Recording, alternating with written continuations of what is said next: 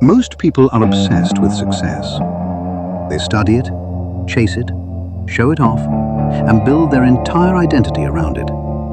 They treat winning like proof of superiority, like the scoreboard settles the argument.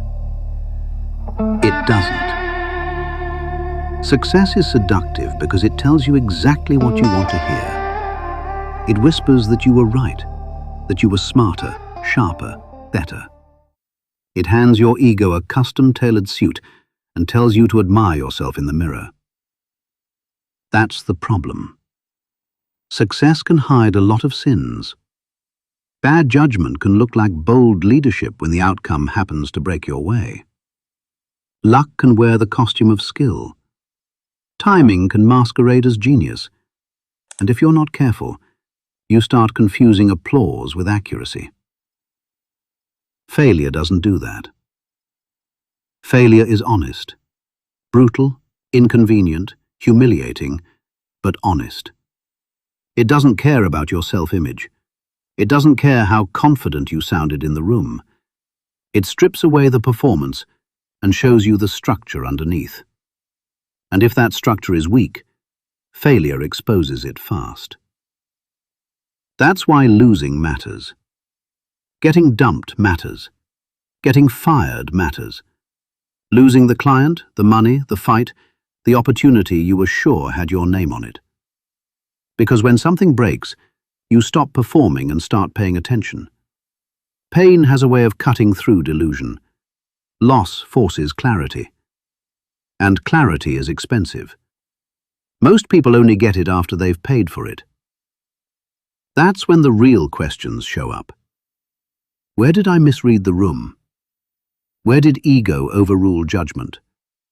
What weakness did I keep dressing up as confidence?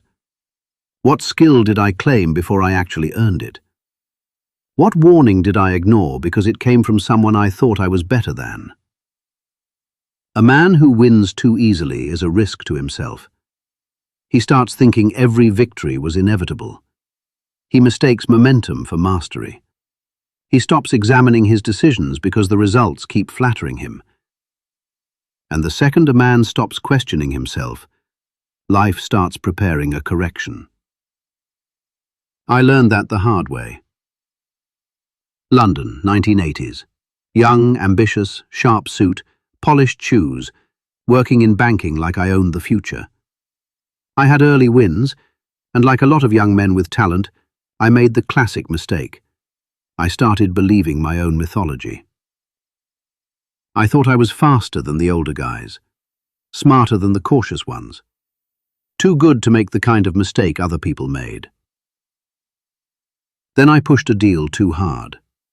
I overvalued confidence, undervalued caution, and ignored quiet warnings because they came from people I'd already decided were playing a smaller game than I was.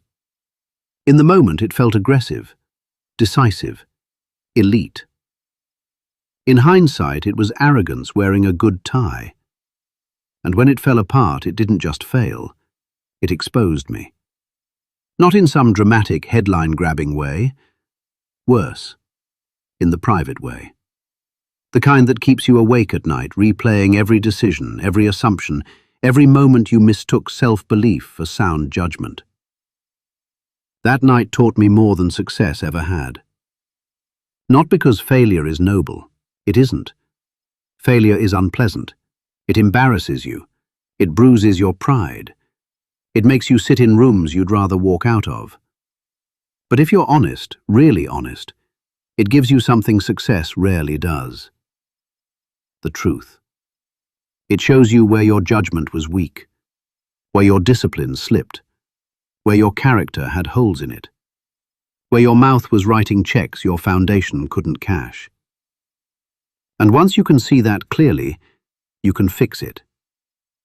That's the value, not the pain, the information. Because after a loss, you get two options. Option 1, protect your ego. Blame the market. Blame the timing. Blame other people. Blame luck. Make excuses, preserve your pride, and stay exactly where you are. Option 2, take inventory. Tell yourself the truth. Own your part. Strengthen the weak areas. Upgrade your judgment. Build a version of yourself that doesn't make the same mistake twice. One path feels better immediately. The other makes you dangerous long term. Sometimes the timing is bad. Sometimes people betray you. Sometimes life is unfair. Fine. But even then, the question that matters is the same. Not through easy wins, not through comfort, not through compliments from people who disappear the second things go wrong. Strength is built through correction, through accountability, through reflection, through getting burned and having the discipline to figure out exactly why. So don't be afraid to lose. Be afraid of losing and learning nothing. Be afraid of becoming the kind of man who gets humbled and still walks away arrogant. Be afraid of bitterness. Be afraid of wasted pain. Because if you can look at your failures without flinching, then every loss becomes useful. Every scar becomes data. Every setback becomes part of the architecture. And when you rise again, you don't rise on hype. You rise on judgment. You rise on truth. You rise on strength that's been tested.